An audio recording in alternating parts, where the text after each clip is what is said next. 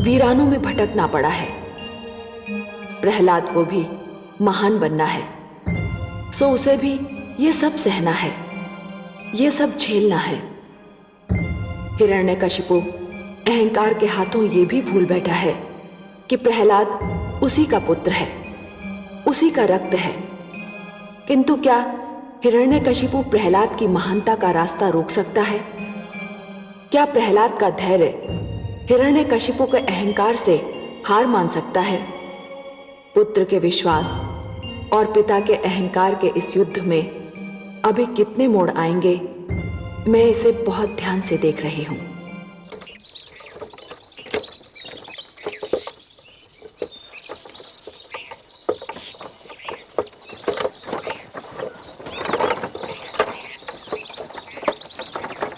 क्या ले जा रहे हो? अनाज लाया हूं माई बाप।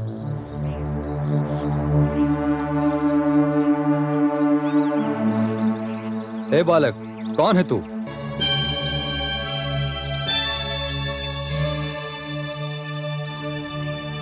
ओम नमो भगवते वासुदेवाय। ये तुम्हारी गाड़ी में कैसे आए? मुझे कुछ पता नहीं। ये बालक मेरी गाड़ी में कहां से आया, कैसे आया, मुझे कुछ मालूम नहीं। क्या तुम जानते नहीं? ये राजकुमार प्रहलाद हैं। तुमने इन्हें शरण देकर जघन्य अपराध किया है। मेरी बात का विश्वास कीजिए सैनिकों, मुझे कुछ पता नहीं ये मेरी गाड़ी में कैसे आ गए। मुझे कुछ पता नहीं, मुझे कुछ पता नहीं। इसका कोई दोष नहीं सैनिकों, इसे तो स्वयं पता नहीं कि मैं इस दुखियारे की गाड़ी में कब और कैसे आ गया। लगता है यह मेरे भगवान विष्णु की लीला है। पकड़ लो इन दोनों को। ओम नमो भगवते वासुदेवाय।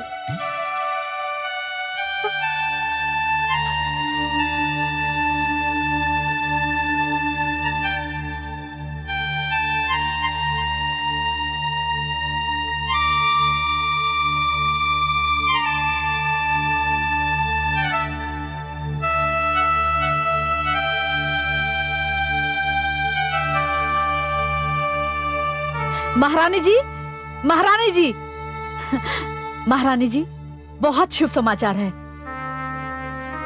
क्या समाचार है? राजकुमार प्रहलाद जीवित और सुरक्षित हैं। क्या? कहाँ है वह? कहाँ है मेरा पुत्र? उन्हें एक किसान की गाड़ी में पाया गया। भगवान हिरण्यकशिपु के सैनिक उन्हें और किसान को लेकर भगवान के समक्ष गए हैं। तो फिर क्या लाभ? वे उसे फिर मार डालने की चेष्टा करेंगे। परंतु ये क्या कम है महारानी कि राजकुमार के प्राण बच गए हैं। ऊंचे पर्वत से गिरकर कौन बचता है? तू सच कह रही है चित्रा। अब मुझे भी अपने पुत्र के विश्वास पर विश्वास होने लगा है। मेरा पुत्र सच्चा है। मुझे उसके पास जाना चाहिए, मुझे उसके पास जाना चाहिए।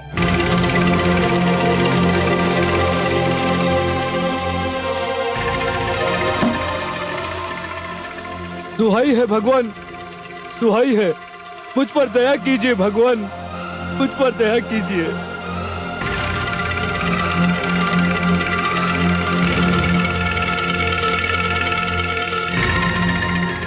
हे सर्वशक्तिमान, देखिए ये सैनिक मुझ पर कैसा अन्याय कर रहे हैं। मुझे पता नहीं मेरी गाड़ी में ये बालक कब और कैसे आया, और ये लोग कह रहे हैं कि ये आपका पुत्र राजकुमार प्रहलाद है और मैंने इसे शरण देकर जघन्य अपराध किया है।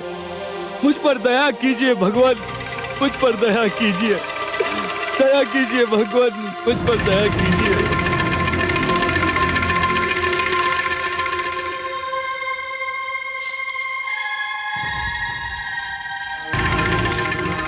तू फिर बच गया। हाँ पिताश्री, आपका आशीर्वाद है। कैसे बच गया तू? इसलिए पिताश्री, क्योंकि मारने वाले से बचाने वाला अधिक बड़ा होता है। मुझे मेरे भगवान विष्णु ने बचा लिया। दुष्ट, ये जान ले, भली भांति जान ले कि यदि तेरे विष्णु की यह इच्छा है कि तू मरने न पाए, तो मेरा यह संकल्प है कि तू जीवित न रहने पाए। देखता हूं कब तक तेरा विष्णु तुझे बचाता है, कब कब तक? पुत्र, मेरा पुत्र, पुत्र, पुत्र, मेरा पुत्र। सेनापति अश्वमित्र, आज्ञा भगवान। इस कृषक को मुक्त कर दिया जाए, इसका कोई दोष नहीं। भगवान हिरण्यकशिपु की जय।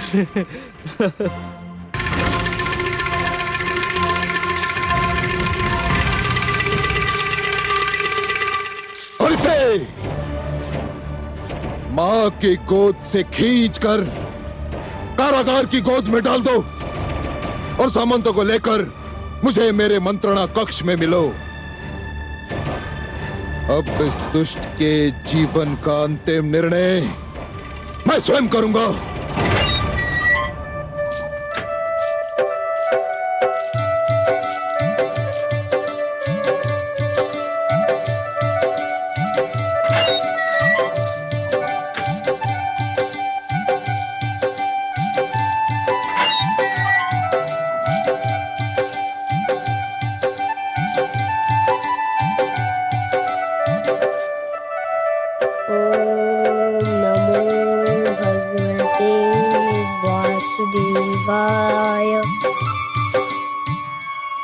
देख लिया आपने क्या किया हिरण्यकशिपु ने। मैं कह रही थी कि पुत्र प्रहलाद को जीवित देखते ही दुष्ट हिरण्यकशिपु क्रोधित हो जाएगा। आप तो जानती हैं महादेवी कि जिस प्रकार बिच्छू की प्रवृत्ति होती है डंक मारना, उसी प्रकार एक दुष्ट दुष्टता के बिना नहीं रह सकता। हिरण्यकशिपु अत्याचार के अतिरिक्त और कर भी क्या सकता है देवी? और आप कह रहे थे कि आपने मेरे पुत्र के प्राणों की रक्षा की है, उसे पर्वत से नीचे गिरने से बचा लिया है। यह भी तो संभव है देवी कि अब प्रहलाद की कथा और भी रोचक हो जाए। कथा तो अब इस मोड़ पे है कि दुखियारी कयाधु का दुख बढ़ता ही जा रहा है।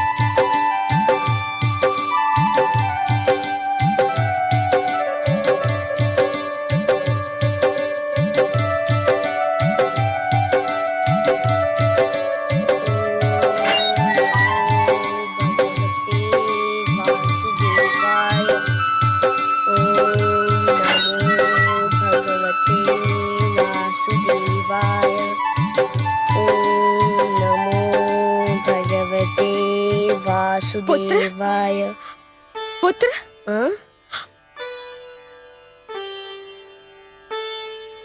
माते आप? हाँ पुत्र। आपको यहाँ नहीं आना चाहिए था। यदि पिताश्री को पता चल गया तो वो तुम पर क्रोधित होंगे। क्या करूं पुत्र, मेरे तो प्राण संकट में है। पति की क्रोध की भी चिंता है और पुत्र का प्रेम चैन नहीं लेने देता।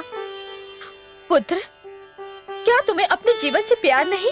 क्यों नहीं माते, जीवन तो ईश्वर का सबसे अनुपम उपहार है। जीवन किसे प्यारा नहीं होता। जीवन में सबसे प्यारा स्वयं जीवन ही होता है। तो फिर तुम मान क्यों नहीं लेता? क्या मान लूं माते? जो तेरे पिताजी चाहते हैं, जिसके कारण वे तेरे जीवन के बैरी बन गए हैं। माते, वे जो कहते हैं, जो मनवाना चाहते हैं, उसका संबंध केवल जीवन से नहीं विश्वास से है। विश्वास जीवन से भी महान होता है। जो जीवन बचाने के लिए विश्वास बदल देते हैं, उनसे बड़ा कायर कोई नहीं होता। और तुम्हारा पुत्र कायर नहीं है माते। उसके शरीर का रक्त तुम्हारे पवित्र दूध से बना है। तुम मेरी चिंता मत करो, मेरे विश्वास पर विश्वास रखो। मुझे मारने जिलाने की शक्ति केवल ईश्वर के हाथों में है। यही तो देवर्षि ने शिक्षा दी थी।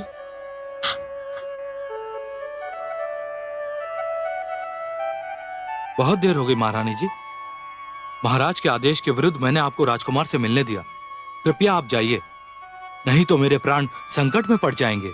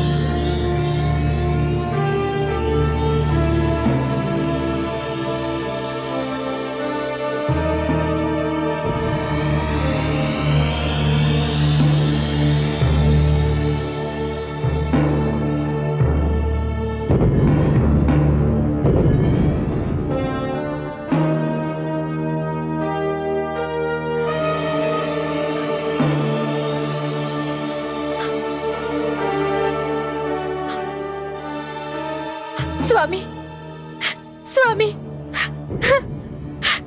स्वामी,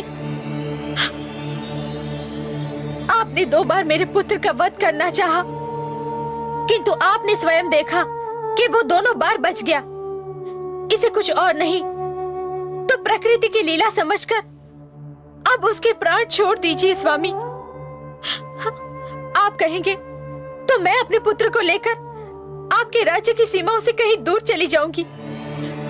मैं आपको वचन देती हूँ कि मैं अपने पुत्र को आपके समक्ष कभी नहीं आने दूंगी, कभी नहीं आने दूंगी। महारानी, प्रश्न ये नहीं कि वो मुझे दिखाई देता है या नहीं, प्रश्न ये है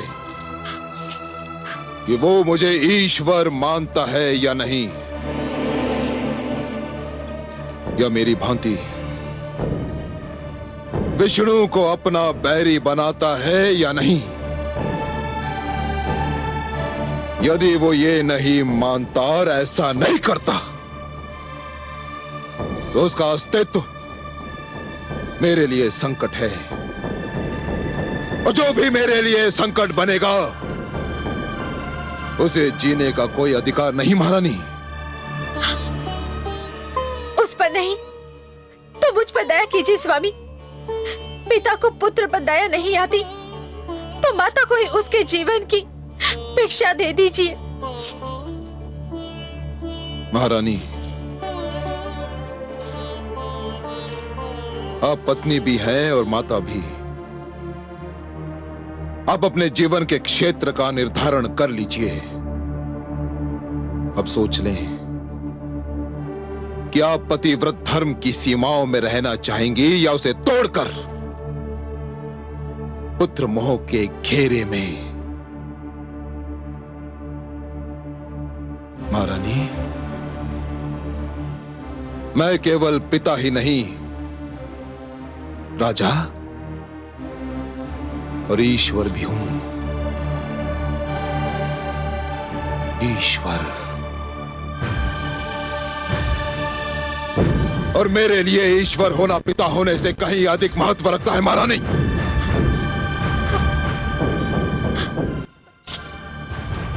मैं एकांत चाहता हूं।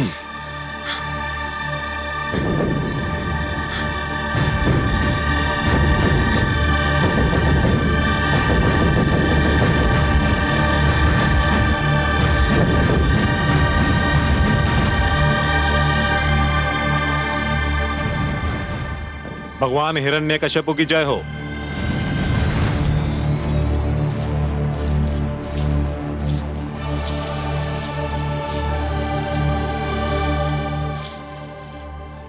भगवान, मेरी तो बुद्धि ही कार्य नहीं कर रही। मैंने स्वयं राजकुमार को परस से नीचे फेंका था। संयोगवश वो धरती पर गिरने के स्थान पर एक किसान के अन्न से लदी हुई गाड़ी में आ गिरा और उसके प्राण बच गए। संयोग नहीं था, यह भी विष्णु का दुष्कर्म था। उसी ने प्रहलाद के प्राणों की रक्षा की है। सौरभानु, ऐसे संयोग मेरी सत्ता और ईश्वरत्व के लिए चुनौती है। ऐसे संयोगों को घटने का अवसर नहीं मिलना चाहिए।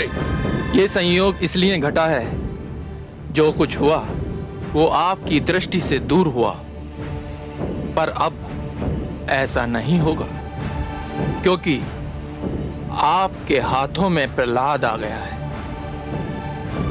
मुझे एक अनुपम उपाय सूझा है प्रहलाद की जीवन लीला का अंत करने का। क्या उपाय है? शीघ्र बताओ, शीघ्र बताओ। प्रहलाद कारागार में बंद है। कारागार के समस्त बंदियों के लिए भोजन जलपान दिया जाता है। कल जब प्रहलाद को जलपान दिया जाएगा तो मैं वहां उपस्थित रहूंगा और उसके जलपान में एक ऐसा विष घोल दूंगा जो उसकी जीभ से छूते ही उसकी मृत्यु का कारण बन जाएगा। सुंदर, अति सुंदर सौरभानु। क्या तुम्हें पूर्ण विश्वास है कि दुष्ट प्रहलाद इस विष के प्रभाव से भी बच नहीं पाएगा? कदापि नहीं बच पाएगा प्रभु, कदापि नहीं बच पाएगा। समझ लीजिए कि कल प्रहलाद अपने जीवन का अंतिम सूर्योदय देखेगा।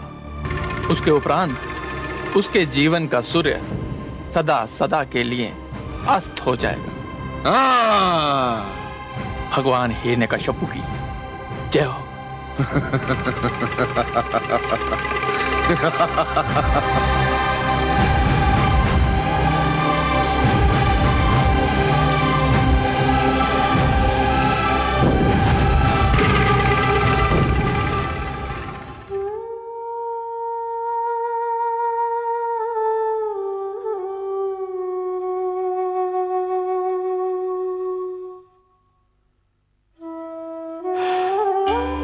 नारायण नारायण। हे देवर्षि, मेरा पुत्र सकुशल तो है? अभी तक तो है माते, पर कल क्या होगा ये कोई नहीं कह सकता। क्यों? अब दुष्ट हिरण्यकशिपु कौन सा षड्यंत्र रच रहा है मेरे पुत्र के विरुद्ध? माते, हिरण्यकश्यपु अब स्वरभानु के परामर्श पर चल रहा है। और क्या परामर्श दिया है उस दुष्ट ने? सत्य कहा आपने माते, दुष्टों के परामर्श भी दुष्ट होते हैं। स्वरभानु ने परामर्श दिया है कि प्रहलाद के भोजन में विष मिला दिया जाए। जैसे ही प्रहलाद भोजन करेगा, विष के दुष्प्रभाव से वह दम तोड़ देगा। नहीं, ये असंभव है। ऐसा नहीं हो सकता। मैं उसे ऐसा कदापि नहीं करने दूंगी।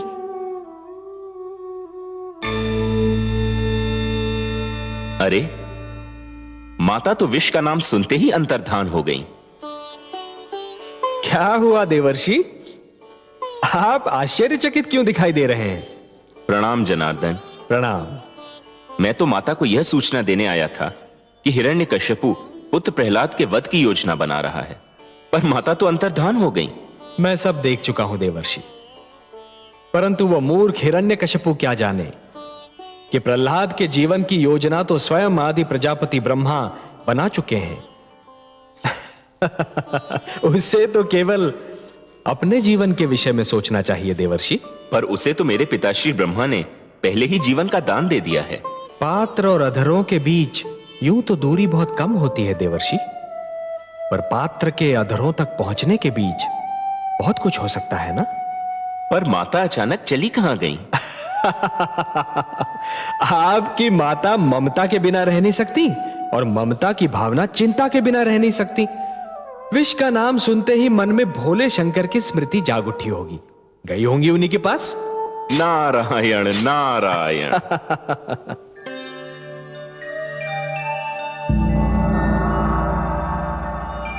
प्रणाम भोलेनाथ।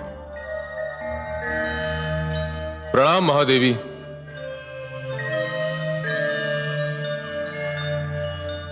देवी, आप कैलाश पधारकर सदा मुझ पर उपकार करती हैं, पर मुझे दुख होता है क्योंकि आपको कष्ट उठाना पड़ता है।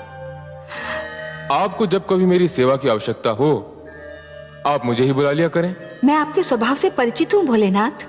मैं जानती हूँ आप कितने उदार, कितने महान हैं, किंतु विधान ये है कि प्यास व्याकुल करे तो प्यासे को ही झरने के पास जाना पड़ता है।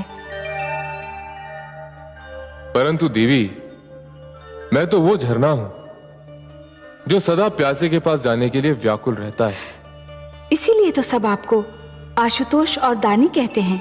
देवी, मैं आपके कैलाश पधारने का कारण जान सकता हूं? हे भोलेनाथ, सृष्टि में विष की जानकारी आपको सबसे अधिक है। विष के प्रभाव को रोकना केवल आप ही जानते हैं। मैंने अपनी आंखों से आपको हलाहल पान करते हुए देखा था। हाँ देवी, पर विष के प्रति आपकी रुचि का कारण क्या है? हे नीलकंठ, दुष्ट हिरण्यकशिपु मेरे पुत्र प्रहलाद को विष भोजन में देकर मारना चाहता है। मारना चाहता है? किसी के प्राण लेने का अधिकार उसे किसने दे दिया? हिरण्यकशिपु किसकी सुनता है?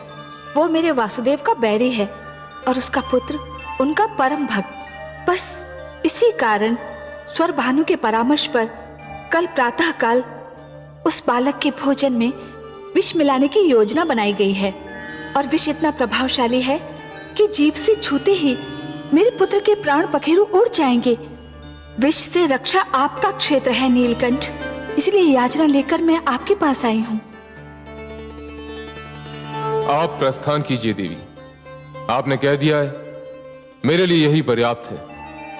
अब आप सब कुछ मुझ पर छोड़ दीजिए और आप स्वयं चिंता करना छोड़ दीजिए। हे शिव शंकर, हे महादेव, हे भोलेनाथ, हे नीलकंठ, आपको कोटि कोटि प्रणाम, कोटि कोटि धन्यवाद।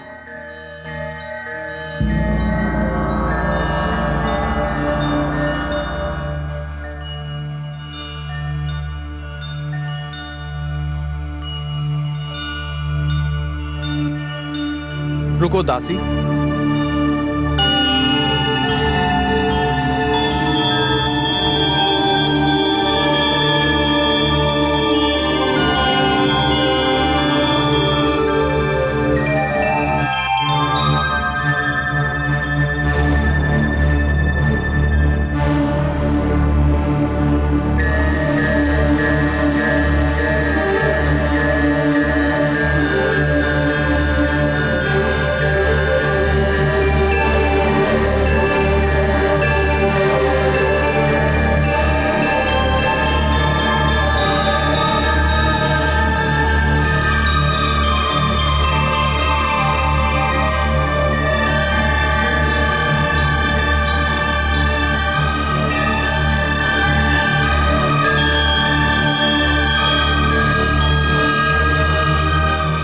अब ले जाओ।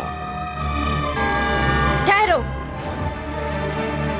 मैं भी तुम्हारे साथ चलती हूँ। क्यों? मेरा पुत्र कारागार में है, मैं कुछ और नहीं कर सकती तो क्या अपने पुत्र को अपने हाथों से भोजन भी नहीं करा सकती? तो ये क्यों नहीं कहती कि तुम इसी बहाने अपने पुत्र से मिलना चाहती हो? पुत्र तो वो आपका भी है स्वामी, आप इसे माने या ना माने, किंतु यदि मैं उसे मिलना चाहूँ या देखना चाहूँ तो क्या ये कोई अनहोनी बात होगी?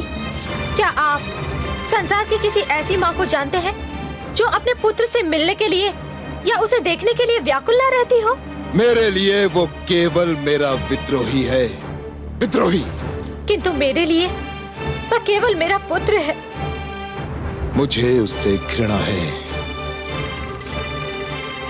अपार घृणा। मुझे उससे प्यार है। पिता पुत्र से क्रोधित हो सकता है, उसके प्रति कठोर और निर्दयी हो सकता है, पर माँ के मन में अपने पुत्र के प्रति स्नेह के अतिरिक्त और कुछ हो ही नहीं सकता। यदि माँ अपने पुत्र से रूठ भी जाए तो भी वह उसका भला ही चाहेगी। मुझे अपने पुत्र के लिए इस छोटे से स्नेह प्रदर्शन से न रोकिए स्वामी, मुझे उसे अपने हाथों से भोजन कराने की अनुमति दीजिए। ठीक है, मुझे आपकी विनती स्वीकार है, किंतु उसे भोजन करा के शीघ्र लौट आइएगा। जाइए। चलो दासी।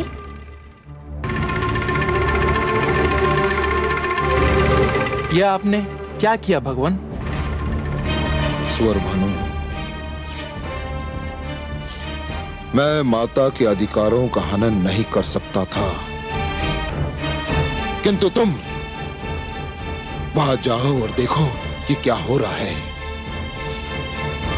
और शीघ्र लौटकर मुझे प्रहलाद की मृत्यु का समाचार दो। जाओ। जो आज्ञा भगवान।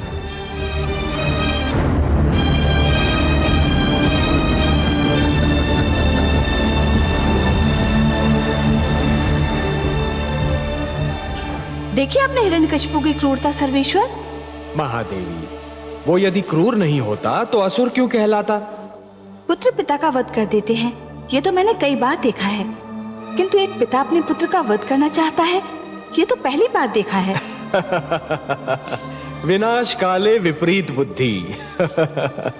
जब मन में अहंकार जन्म लेता है महादेवी, तो सर्वप्रथम मन की कोमल भावनाओं को समाप्त कर देता है, और जब मन की कोमल भावनाओं का अंत होता है तो वो पतन का पहला संकेत होता है। जिस प्रकार पत्थर की चट्टान पर पुष्प नहीं खिल सकते, उसी प्रकार कठोर हृदय में सुंदर भावनाएं नहीं रह सकती महादेवी।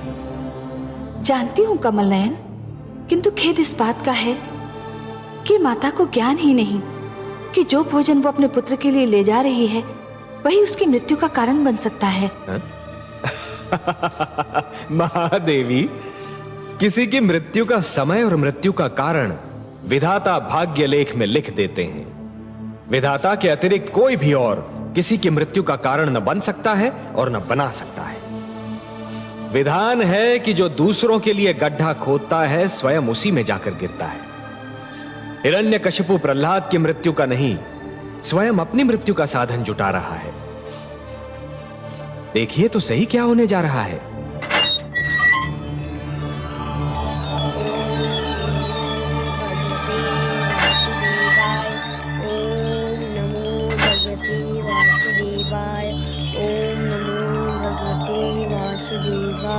पुत्र प्रहलाद, नमो भगवते वासुदेवाय।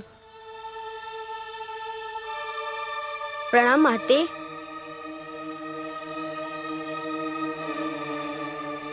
जुग जुग जियो मेरे लाल।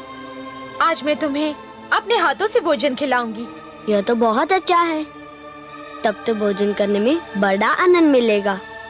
तुम जब भी अपने हाथों से मुझे भोजन कराती हो, मैं भूख से दुगना भोजन कर जाता हूँ। न जाने क्या जादू है तुम्हारे हाथों में। आओ पुत्र।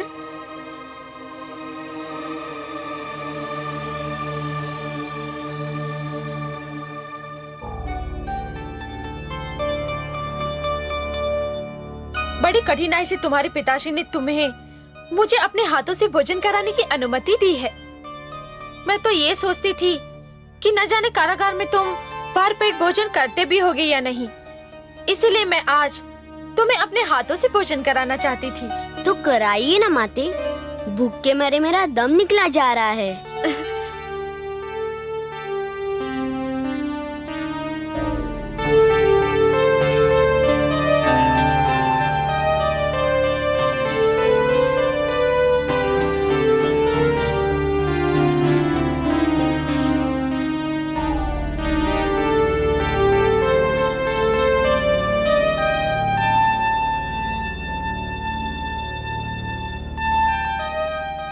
पुत्र, भोजन कैसा है? आहा, क्या स्वादिष्ट भोजन है। बड़ा आनंद आ गया। खीर, मेरी मन भावन खीर।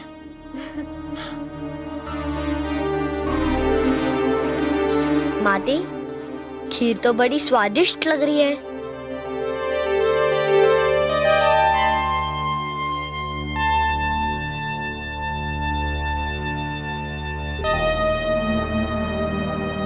पियो न पुत्र।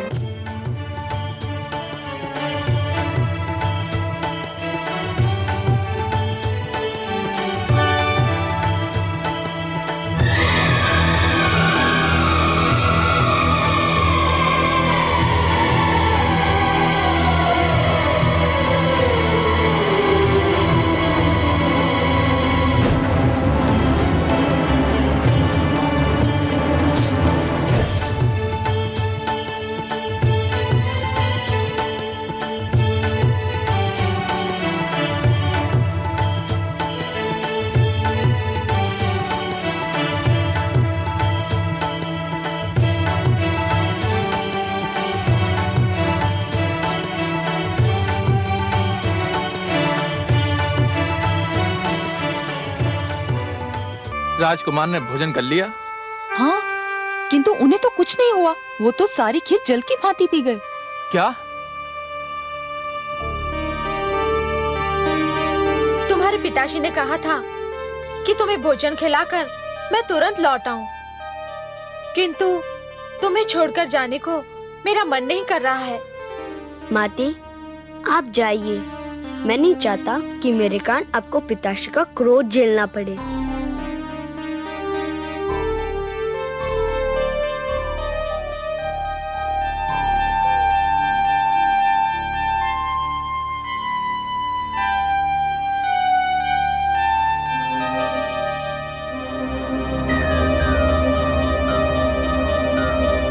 ओम नमो भगवते वासुदेवाय।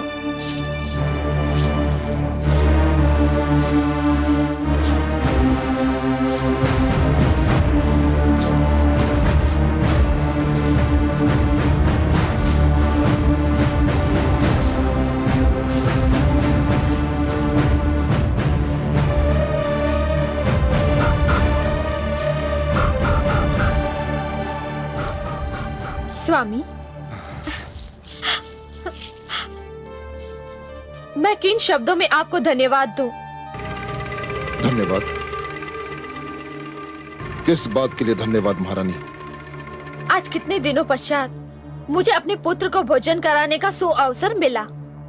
मैं बहुत प्रसन्न हूँ स्वामी। यदि आपका मन ना पसीजता तो मैं आज न अपने पुत्र से मिल पाती, न उसे भोजन करा पाती। उसने खीर पी? हाँ स्वामी, खीर तो उसका मनभावन पकवान है। वह खीर पीकर बहुत प्रसन्न हुआ। आपका पुत्र सर्वथा स्वस्थ है? एकदम स्वस्थ, और आपकी कृपा से बहुत हृष्ट पुष्ट भी। कारागार के कठोर जीवन का उस पर कोई प्रभाव नहीं। स्वामी, मैं आपकी अत्यंत आभारी हूँ।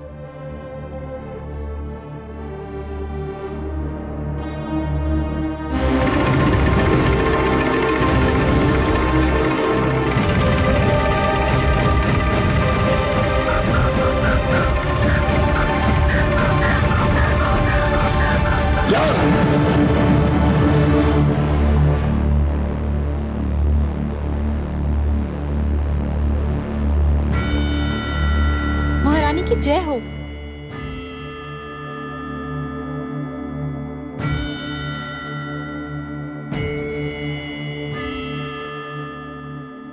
महारानी, राजकुमार स्वस्थ तो है ना?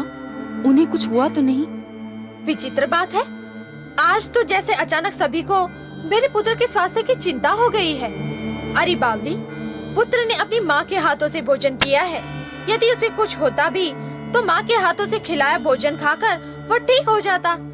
पर बात क्या है? महारानी, महारानी, वो क्या बात है? तू बताते बताते चुप क्यों हो गई? बता, क्या बात है? बोल। कहीं मेरे पुत्र के विरुद्ध कोई षड्यंत्र तो नहीं रचा गया है? वही हुआ है महारानी, वही हुआ है। क्या हुआ है? बोल। आपने जो भोजन राजकुमार को दिया था उसमें विष मिला हुआ था। क्या? हाँ महारानी, दुष्ट स्वर भानु ने मेरे सामने खीर में विष टपका दिया था। नहीं, ये नहीं हो सकता। अरे दुष्टा, तूने मुझे बताया क्यों नहीं? भगवान हिरण्यकशिपु के भय से मेरे मुख पर ताले पड़ गए थे महारानी। हे ईश्वर, ये क्या हुआ? मैं अपने ही हाथों से अपने कलेजे के टुकड़े को विष खिलाई? नहीं, नहीं।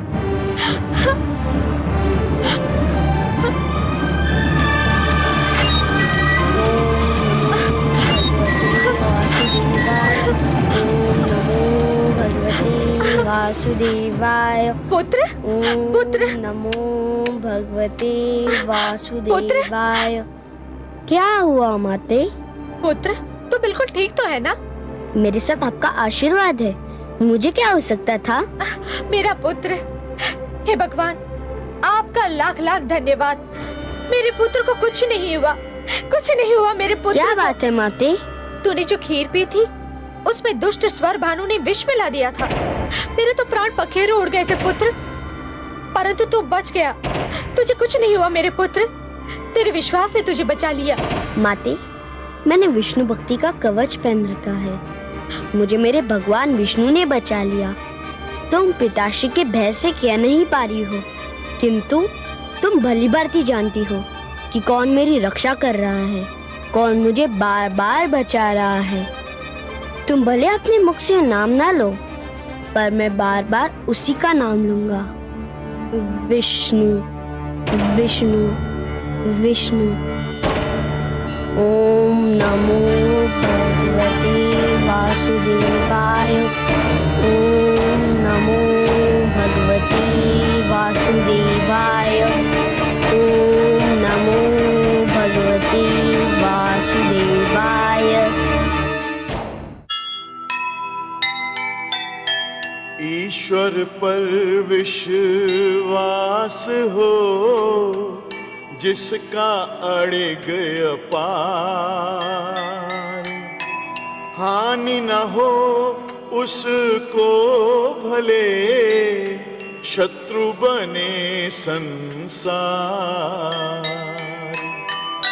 एक न पापी की चले, कर ले लाख उपाय, जिसे बचाए वह उसे विष भी मार न पाए, विष भी मार न पाए। जो सुनेगा ये पुराण पाएगा सुख और ज्ञान, पाएगा सुख और ज्ञान। कर्म को ही धर्म जान, प्रेम की तू छेड़तान, प्रेम की तू छेड़तान। बीते युग बता रहे हैं, बीते युग बता रहे हैं, सत्य पथ पे चल सुजान। विष्णु पुराण